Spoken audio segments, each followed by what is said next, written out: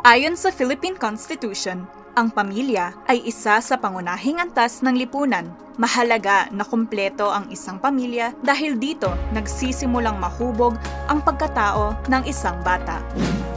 Maraming kailangang intindihin sa pagtaguyod ng isang pamilya at hindi ito madali. Paano pa kaya kung isa lang ang nagtataguyod sa pamilya? Ang nangyayari ay dumodoble ang mga responsibilidad at problema sa naiwan na solo parent. Iba-iba ang mga sanhi ng pagiging solo parent.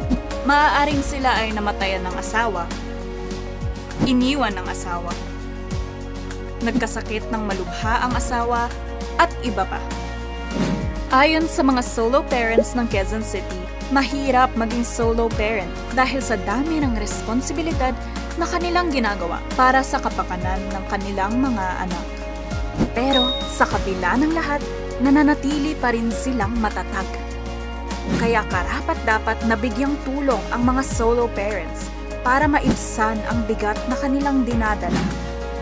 Dito pumapasok ang Expanded Solo Parents Welfare Act.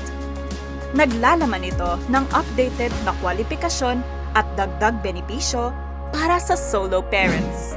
Dahil dito, inilunsad ng lokal na pamahalaan ng Lungsod Quezon kasama ang Social Services Development Department at iba pang departamento nito ang Solo Flight Campaign upang matulungan ang mga solo parents sa pagkuha ng impormasyon gamit ang iba't ibang media katulad ng explainer videos na tungkol sa mga kwalifikasyon at benepisyo ng mga solo parents base sa RA 11861.